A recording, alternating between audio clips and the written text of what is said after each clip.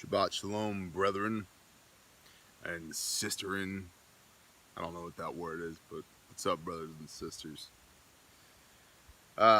We are in Genesis 16, Bereshit 16.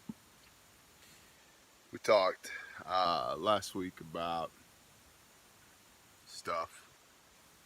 Melchizedek and Abram and stuff.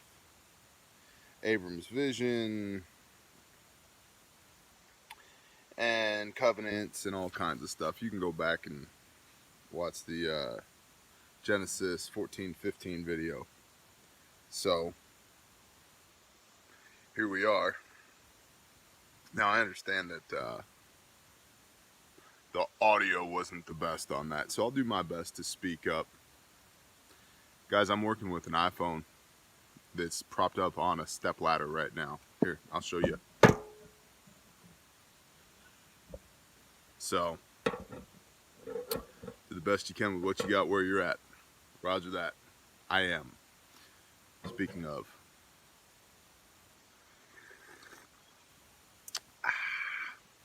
I don't like the slurping. Yeah. Sorry. Alright. Let's get in here. We're in the scriptures. Blah, blah, blah, blah, blah, blah. Translations, words of God, blah, blah, blah. Go back channel. Watch our other videos on discussion about translation. So, 16. And Sarai, Abram's wife, had borne him no child. And she had a Mitzrian female servant whose name was Hagar. So she had an Egyptian servant. Funny how the tides turn here shortly, aren't they? So she had an Egyptian lady working for her. Sarai did. And Sarai said to Abram, "See, Yahweh has kept me from bearing children. Please go into my female servant, Bow Chicka Wow Wow. Go get busy with Hagar. And it might be that I am built up by her." And Abram listened to the voice of Sarai. Okay, so remember back here in Genesis 15, Yahweh, or the word of Yahweh, which we talked about, that's Yeshua, right? Well, how do you know that? John tells us, in the beginning was the Word, and the Word was God, and the Word is God. Word was God, the Word is God. Okay, the Word made flesh, Yeshua. You mean Jesus? Yeah, except there's no J in Hebrew, so it was Yeshua, or Yahusha, or Yahushua, or Joshua, basically. We talked about all that last week. You can go watch that. So Yeshua comes to Abram in a vision that says, "Yo, dude, I'm going to build some nations out of you." And Abram's like, "That's cool. Guess what, man? I'm old and I don't have any kids. Just exactly how are you going to build nations out of me?" All right, so fast forward over here to Genesis 16.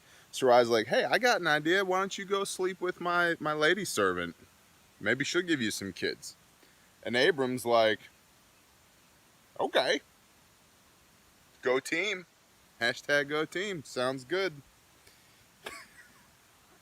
Could you imagine? How do you... Men, if your wife came up to you and was like, "Hey, you see that PYT, that pretty young thing over there? Why don't you go get you some of that?" How do you not think that's a trap? I'm just saying, how do you... "Oh, okay, no problem. That's on. Thanks, babe. You're the best." How do you not see this as a trap? Let alone to build a nation of Yah's chosen people out of.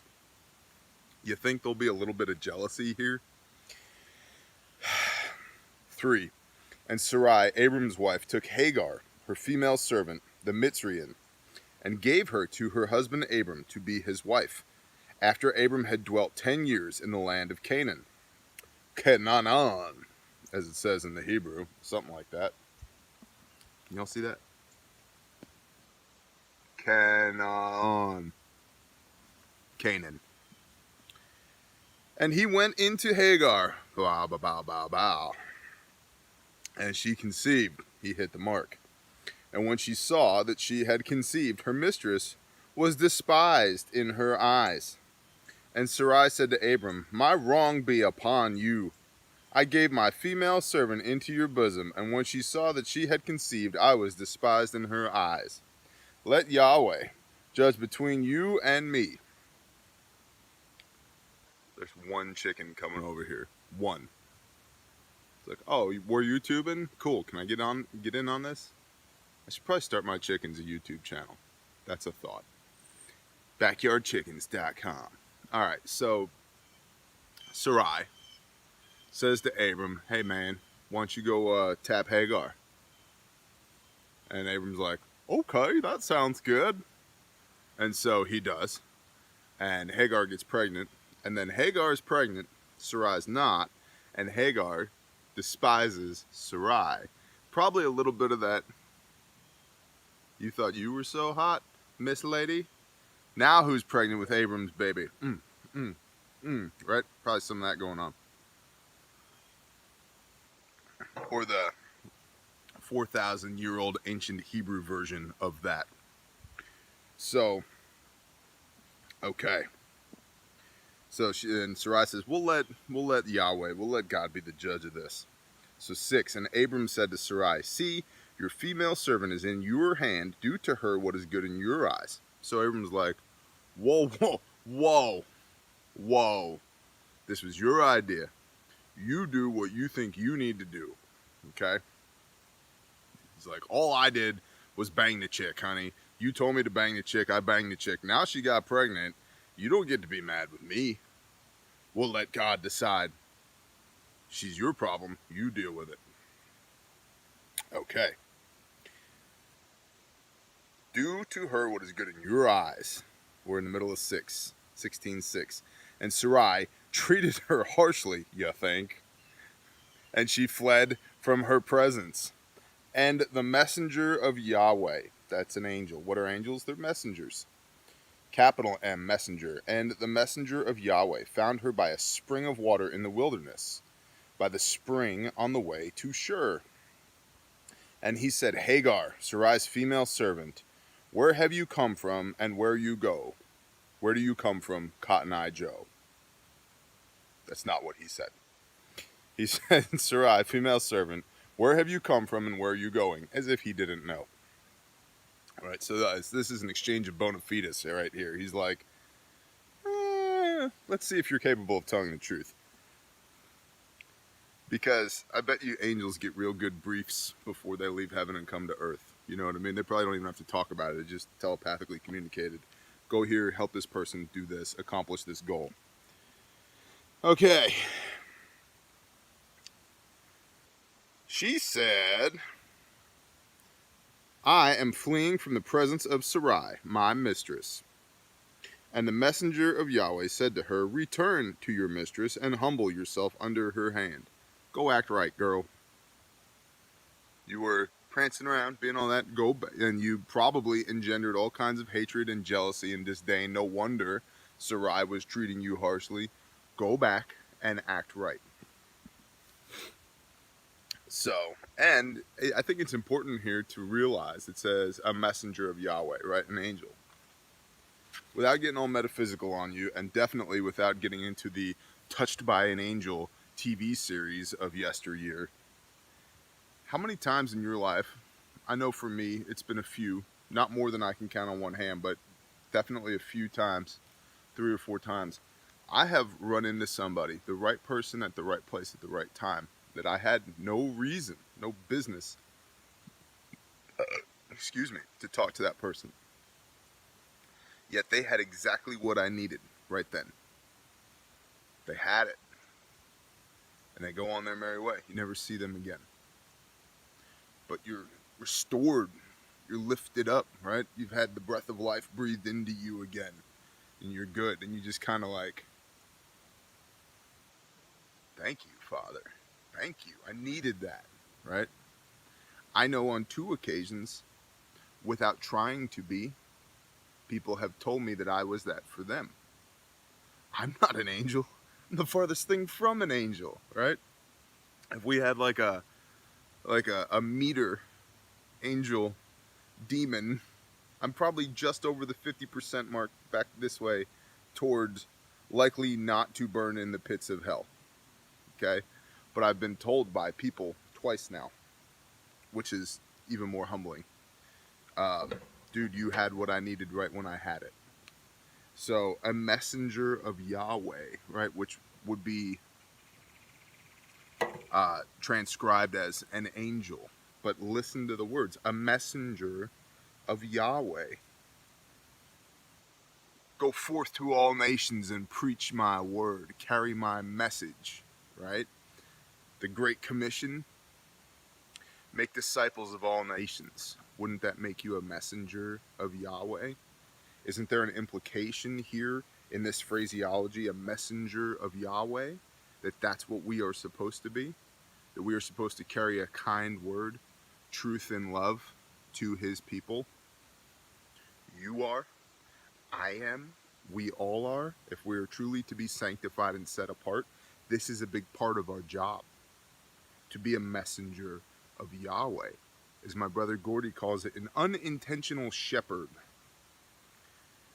Can you be an unintentional shepherd and be aware of the fact that you're shepherding even though you don't want to be? I ask you, my kind brother.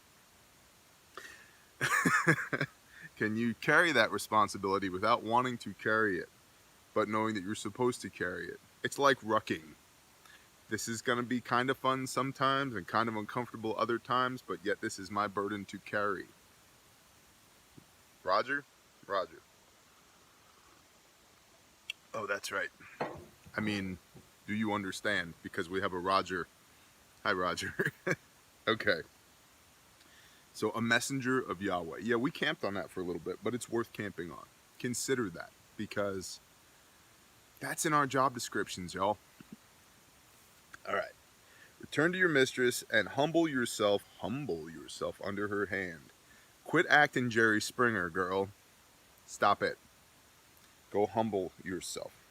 And the messenger of Yahweh said to her, I am going to increase your seed greatly, too numerous to be counted. And the messenger of Yahweh said to her, see, you are conceiving and bearing a son, and shall call his name Ishmael, because Yahweh has heard your affliction. And he is to be a wild man, his hand against everyone, and everyone's hand against him, and dwell over against all his brothers. And she called the name of Yahweh, who spoke to her, you are the El, the God, who sees, for she said, even here have I seen after him who sees me. That is why the well was called Be'er Lahai Roi. See, it is between Kadesh and Bered. So, she acknowledges that God sees her, right? That the Father was understanding of her situation, right? And they named a well after this to commemorate this. In the Hebraic oral tradition, it's a teaching point. See this well? This is the well where Sarai was at when a messenger of the Father came to her. A messenger of Yahweh was here and said, hey girl, quit acting like a crazy hoe. Go back and get under the authority of Sarai. She is the wife of Abram. She is the one who orchestrated all of this so that the nation could be built out of you, which the messenger says will happen. And we're going to keep reading. We're going to keep reading. All right. So Yishmael is born out of Hagar. Hagar sounded like kind of a crazy hoe. Yeah, I said hoe 3 times now while reading the Bible. Brown bear don't care. All right, moving on. Also important to point out in 16:14, where it says, it is between Kadesh and Bered. Understand that Kadesh there is Qadesh. Okay, Kadesh. It is not Kodesh. It may be a transliteration of the word Kodesh, but Kodesh means sanctified, which means set apart. So as Pastor Joe, he needs to make a t-shirt that says this, Kodeshified, right? We are to be Kodeshified. We are to be sanctified, set apart, holy. Literally the word holy means to be set apart from. That's why we have these zitziot, tied on the four corners of our garments, right? That's why we keep the beard. It's why we act weird and speak truth in love, so that people look at us and go, I have no idea. I have no idea what's up with these people other than I want some of that. I'm intrigued. How do I get some of that? As Paul says, the peace that surpasses all understanding. How, when my life is falling apart all around me, how do I get some of that, what that guy has?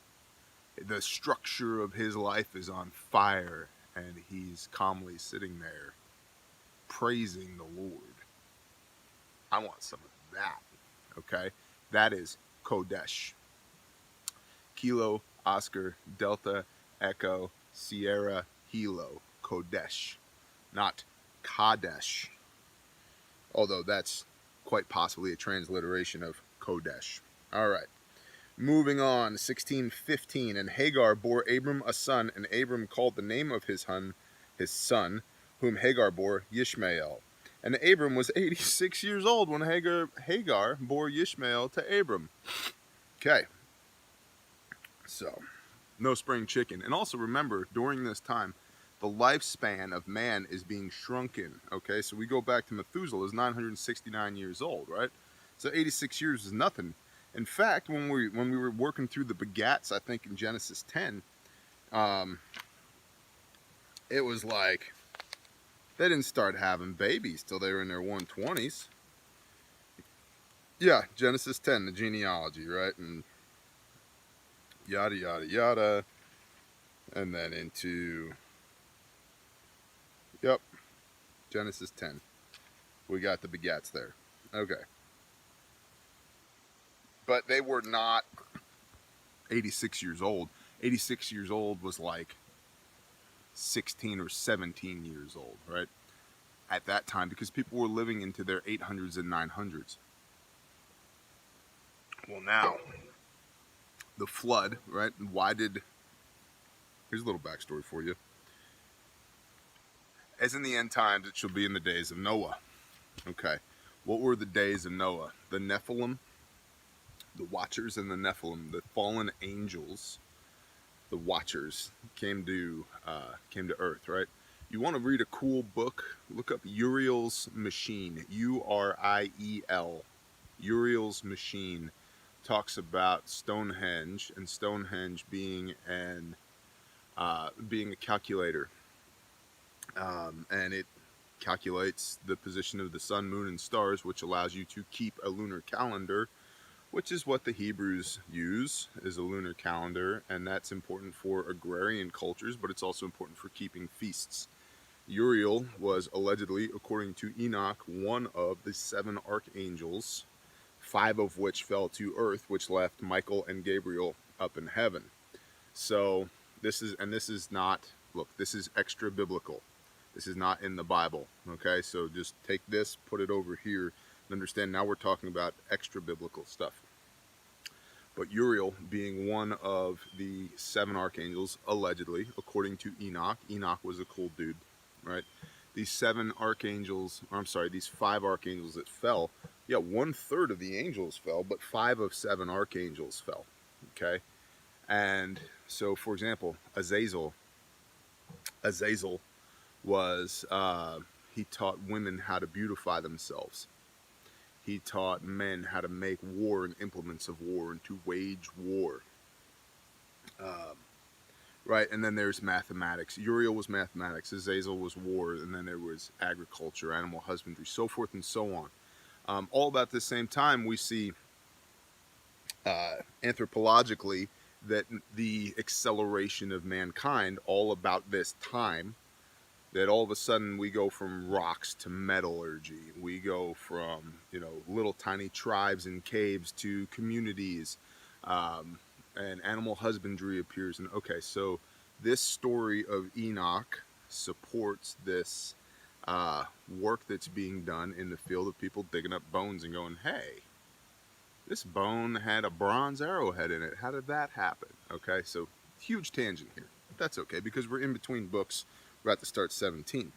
But in the last days, so it shall be as the days of Noah. What was going on with Noah? These angels come to earth, and it specifically says here in Genesis that they're like, look at all these human hotties. We need to bow chicka wow wow. Let's go team. Right? That's why they left heaven in the first place. They were looking down going, got to get me some of that. Right? So not only were they copulating with the daughters of men, which is where you get the heroes of old, right? The Greek, these guys, right? But also, they're angels, okay? So they're also copulating with animals, which is where you get the minotaur and the satyr, right? The half bull, half dude, the half horse, half dude, so forth and so on, right? The reason that the Father destroys all life that stood on earth, right? That's literally what it says in this book, is all life that was standing on the earth, other than the remnant that he preserves through the line of Noah, which again, the rainbow is indicative of the Noahic covenant. So when you see a rainbow, remember that God made a promise with you to preserve a remnant. He's reminding you, I will always preserve a remnant, okay? But that remnant was of clean blood. Noah was the last person on earth. Noah and his wife and Shem and Jap, or Ham, Shem, and Jap was the last of the people on earth that had not been interbred with the Nephilim. Aha! Remember, all this is extra biblical. This is not what the Bible itself says, but this is what books about the Bible say. So remember that all that happened, okay? And that happened. When that happened, after that happened, the human lifespan was no longer hundreds of years, okay? The Father says, from now on, your days will number no more than 120 years. So I said all that so I could say this. Abram's 86 years old now. 86 is not what it used to be, biblically. 86 is 86. So he's 86 when Ishmael is born, okay? He's even older than that as we move forward. Okay, so 17. And it came to be when Abram was 99 years old that Yahweh appeared to Abram and said to him, I am El Shaddai, walk before me and be perfect. And I give my covenant between me and you, and shall greatly increase you. Now remember, Abram already had, and this is a really good point too, Abram already had a vision of the word of Yahweh. Who's the word of Yahweh, right? Yeshua. So Yeshua already came to him. Okay, so we can back into a number right here. We'll probably be wrong, but we can back into a number. So Yeshua comes to him. Abram, gets a 3-year-old red heifer and some birds, and he splits them, right? Because in Hebraic tradition, whenever a covenant is made, there is bloodshed. So he cuts these animals open, lays them out, and then he passes out. And then Yeshua comes to him and says, I'm going to build some nations out of you. And Abram's like, whatever, dude, I don't even have any kids. Okay. And then it says over here, Sarai, Abram's wife, had borne him no children, and yada, yada, yada. Sarai says, hey, why don't you go bang Hagar, and you can get some kids out of this deal. And Abram's like, okay, that sounds good. I'll just go bang Hagar, and nothing bad will happen, right? And it says, so after Hagar dwelt with them for, what does it say, 10 years? Okay, so we got 10 years here. He was 76. 76 at least, possibly younger, 76 years old when the Hagar and Abram thing happened. And then he's 86 when Ishmael is born. And then he's 99 when El Shaddai, when Yahweh appeared to Abram. Okay, so from 76 to 99, 23 years have gone by. 23 years have gone by since Yahweh, Yeshua, appears to Abram in a vision and says, I will build a great nation out of you, all nations. You'll be the father of all nations.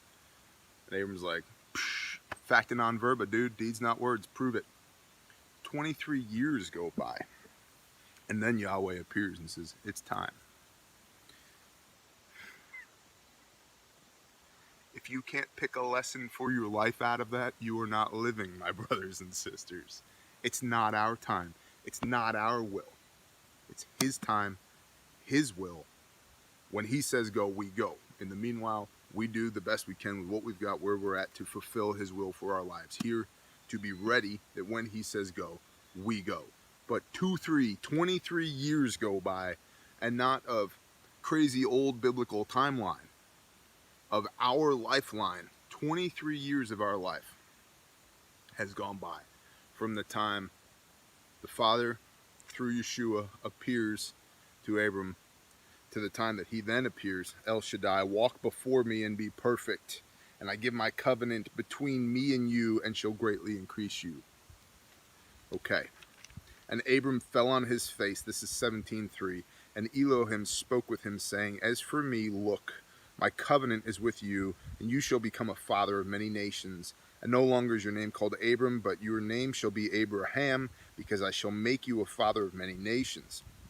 And I shall make you exceedingly fruitful, and make nations of you, and sovereigns shall come from you, kings. And I shall establish my covenant between me and you and your seed after you and their generations for an everlasting covenant, to be Elohim to you and your seed after you. And I shall give to you and your seed after you the land of your sojournings, all the land you've traveled, and all the land of Canaan, as an everlasting possession, and I shall be their Elohim. And Elohim said to Abraham, as for you, remember who's Elohim? Elohim is plural. Okay.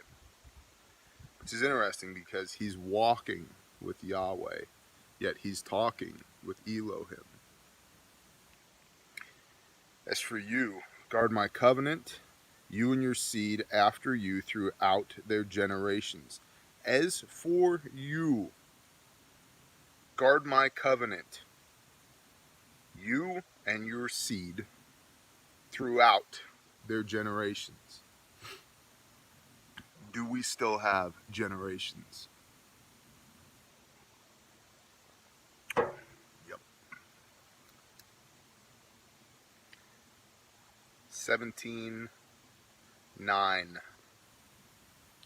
And Elohim said to Abraham, as for you, guard my covenant. You and your seed after you. Not just Abraham. Remember that whole tree of life thing us Gentiles, us heathens are grafted into? What are the roots of that tree of life? No roots, no fruit, brother. The Adamic covenant, the Noahic covenant, the Abrahamic covenant, the Mosaic covenant, on down the line.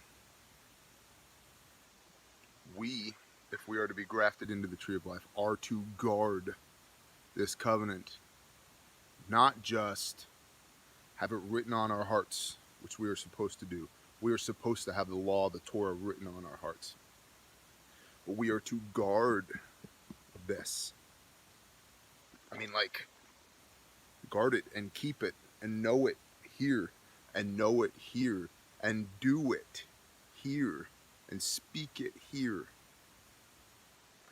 We are to guard this. Why?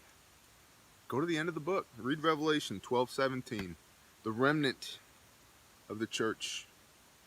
The one that does not bow the knee to that dirty beast.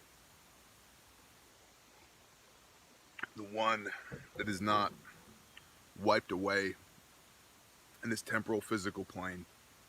Those of us that are left have a testimony of Yeshua HaMashiach, Jesus the Christ, and keep the commandments. Where do we keep them? We keep them here. We have them written on our heart here. We know them here. We do them here. And we speak them here. This is important.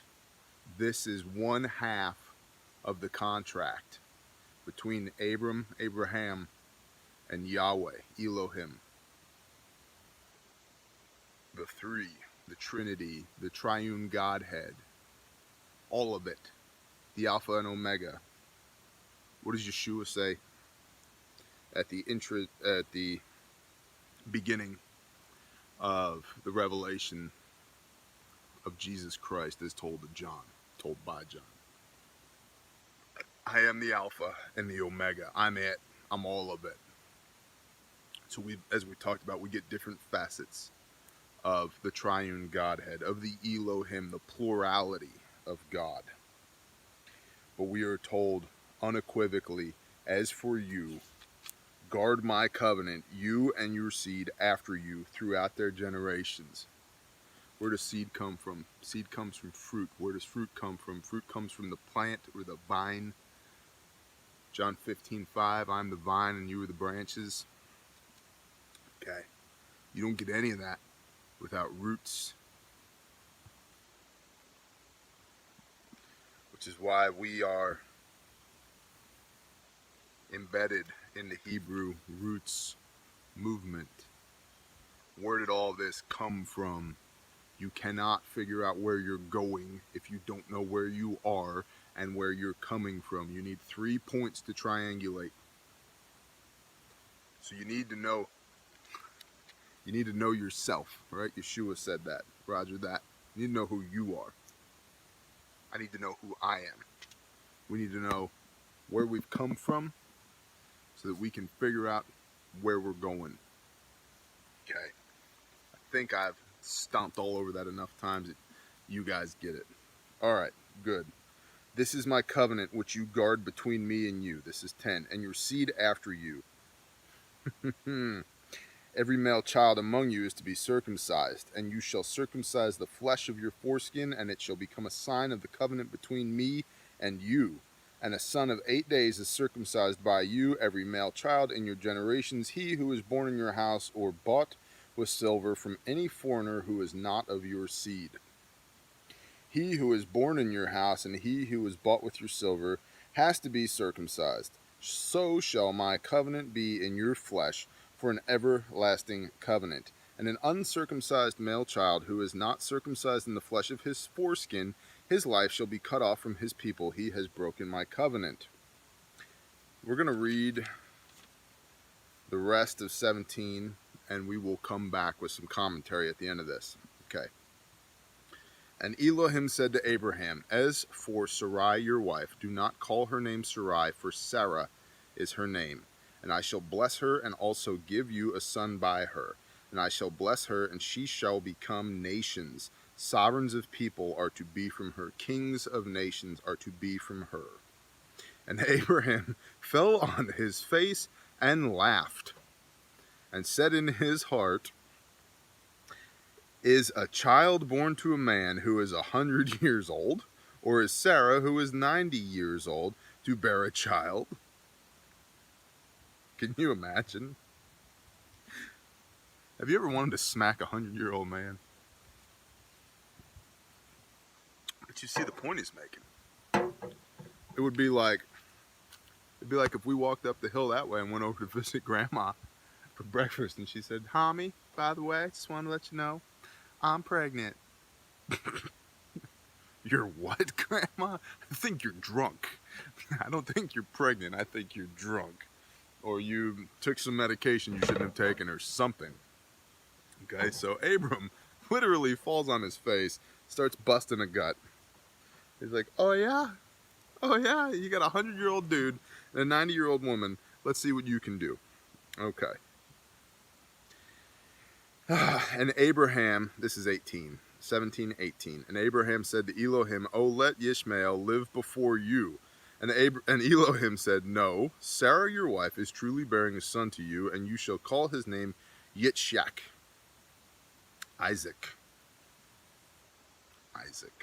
It's spelled Yitzhak. But I could see how you get Isaac out of that. Isaac. And I shall establish my covenant with him for an everlasting covenant, and with his seed after him. As for Ishmael, I have heard you. See, I shall bless him, and shall make him fruitful, and greatly increase him. He is to bring forth 12 princes, and I shall make him a great nation. But my covenant I establish with Isaac, whom Sarah is to bear to you at this appointed time next year. And when he had ended speaking with him, Elohim went up from Abraham. And Abraham took Ishmael his son, And all those born in his house, and all those bought with his silver, every male among the men of Abraham's house, and circumcised the flesh of their foreskins that same day, as Elohim had told him. Now remember, it's not a small group of people we're talking about. Remember when Abram goes to get Lot, the military action in the Siddim Valley. He had 318 guys of his own house, right? So we can surmise he's got 300 to 350 guys, possibly more now, because time has gone by. We'll say, several hundred guys. We'll come back to this. Okay. 24. And Abraham was 99 years old when he was circumcised in the flesh of his foreskin. And Ishmael, his son, was 13 years old when he was circumcised in the flesh of his foreskin. Traditions of man, anybody? 13 years old, a Jewish boy becomes a Jewish man. And all of the men of his house, born in the house or bought with silver from a foreigner, were circumcised with him. And that is the end of Bereshit 17, Genesis 17. All right. Everybody was doing great till we started talking about cutting foreskins, I'm sure. So I've done a good bit of research on this because of all the things to have as a covenant. I'm going to try not and be crude here, but God appears to you. The triune Godhead walks and talks with you. He says, I will build nations out of you, old man. Literally, the stars of the sky and the dust of the earth will be what is used to compare how many people I will build out of you. Interestingly enough, how many men left Mitzrayim with Moshe, with Moses? Okay, how many Hebrew men walked out of Egypt? Ask you another question. How many, on a clear night, how many stars can the naked eye observe? Is it interesting? Is it just a coincidence? Maybe it is. Is it just a coincidence that it's the same number? That when Yahweh says to Abraham, I'll build nations out of you. Your people will be in captivity 400 years. Remember, Yah tells Abram this. He tells him, it's like, look, your people are going to be in bondage. But when they leave 400 years later, 600,000 men leave with Moshe. Somewhere around 3 to 5 million people total leave. Okay? 600,000 is the number of observable stars, give or take, that you can see with your naked eye on a clear night. Coinky dink? Nah, I don't think so. But in order for Abraham to be blessed by this covenant at the ripe old age of 99 years old, he's got to cut off part of his penis. Ouch. Now, the first thing I would note is there's a lot of messed up traditions of man in the Judaic faiths now relating to this. If a rabbi ever attempted to put his mouth on my 8-year-old son's recently circumcised penis, I would probably kill that person. I think that's gross. I don't care if that's a tradition or not. That's a tradition of man. Because it doesn't say anywhere in this book, hey, do this. That's gross. One of the many reasons why I don't care about traditions of man. I just really don't. If Yah says do it, we do it. Elohim says jump, we say yes sir, how high? And he says just jump as high as you can until I tell you to stop. And we say yes sir. Alright. I got cadences running through my head now. Red-tailed hawk. Interesting. So,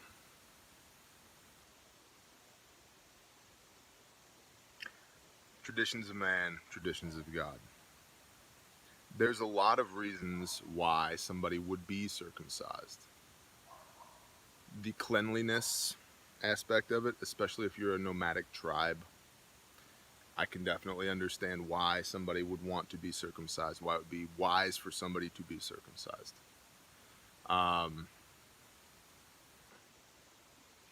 There's evidence that points to increased rates of fertility, comparing circumcision versus non-circumcised.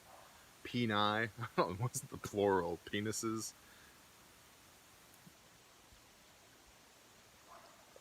We're all adults here, right?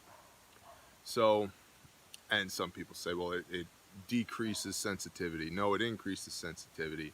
It's better for the woman. No, it's not better for the woman. I don't know.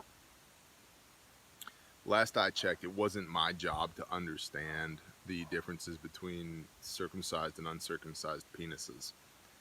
What I can tell you is what this Bible says. What this Bible says is that is a sign of the covenant between Abraham and Elohim. So I would encourage you that if you're not and you want to keep Torah, that might be something you think about. And I'm going to let that be a personal decision for you, brother, because we are told to keep the commandments of Yah. We are also covered by the grace of the blood of the Lamb. So follow as he leads you in that, is what I will tell you. Beyond that, we see the faithfulness of the Father. 23 plus years. We see the faithfulness. Yah did not forget his covenant with Abram. I bet you there are plenty of days that Abram forgot his covenant with Yah. Yet and still, the plurality walked with Abram. That's important. Don't act like a hoe is another takeaway from this. Okay? Obviously God's going to do what God's going to do. Hagar got Ishmael, right? Ishmael still got a nation built out of him. But you can almost see the folly here of humans in their brokenness trying to force the hand of Yah to enact his will. Because in the interim, Sarai says, why don't you just go bang Hagar? Build nations that way. Oh, okay, that sounds good. Yeah. And it worked out, because that's what the Father does. He works it out. But it was obviously uncomfortable there for a while. And it's not that the Father can't use those situations, because he often does. He's very good at that, turning a bad situation into a good situation. But what would it have looked like? The story could have been kind of different if Abram and Sarai had been patient for 23 years. And who knows? Maybe Abram was just horny. Maybe Abram just needed to tap something. Don't know. Wasn't there. I don't know. But the Father used it to make his will manifest, right? He used Hagar, he used Sarai, he used Abram, he used Ishmael, right? Okay. There's a lot of lessons in here, in this part, especially as far as being faithful, the Father remembering, right? Doing what we're told to do, not forgetting our covenants, for us especially, to keep this covenant, to have these words, to guard this covenant, to guard these words, to have them written on our heart, as Moshe tells us, right? They should be on our lips. James tells us, be not just hearers of the word, but doers of the word also, right? So for us, it's much more than, yeah, I read my Bible today, or I've read my Bible this week, or yeah, I'm going to read it next week. Okay. We are to be the living word to the best of our broken ability. Okay. We are to be Christ-like Christ, as much as we can. It's not easy. It's hard. But it becomes easier. It's a muscle. The more you use it, the more you use these things, the easier they get to use, the more reflexive it becomes. If you're training with somebody and you just keep getting hit in the face and your guard sucks, right? It sucks, and you see it coming, you know it's coming, but your guard sucks and you can't, right? But the more you train that, the easier it is to step, push, right? You get used to that. You see it coming and you go, oh, I know what this is. I've practiced this. I've lived this. I've worked through this. I didn't just hear my sensei, my rabbi talk about it. I was also a doer of it. And I've practiced this to where I've got this now, right? I can come here. I can do this now because I practiced it, right? And for a while, you're going to get punched in the face because your guard sucks, because you're hearing the word and you're getting practiced in doing the word. But the more you do the word, the more reflexive it becomes until you're so good at doing that particular part of the word.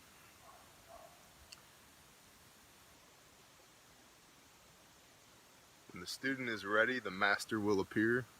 When the master is ready, a student will appear. Okay? You get so good at that, whatever that is, that you can teach people now that. And in the teaching of that, you get better at other things. Maybe you've mastered this. Okay, then you get from here to this. And then the next thing that you're working on is maybe it's this elbow, or maybe it's this, or whatever. Maybe it's step back and it's a big knee. Whatever it is, it's something, right? It's the next step and the next step and the next step. And so we see that in our progression of covenants with the Adamic covenant, the Noahic covenant, the Abrahamic covenant, the Mosaic covenant, Moses, right? So we have to practice this stuff. We have to have it written on our heart, but not just written on our heart. It has to be at the top of our mind, right? The Shema, right? Keep this as frontlets upon thine eyes. That's why it's written over the top of my hat, because I robbed that from Pastor Joe. What a great place to have it. Everything I look at, it's there. It's right there above my eyes. It reminds me, right? So we have to remember our half of the covenant. And we have to remember the Father hasn't forgotten his half of the covenant. And we need to be reminded that when all this comes to pass, at the end of the book, when this is all said and done, there are two qualifiers: those that have a testimony of Yah and those that keep the commandments. So, shalom and blessings. Peace.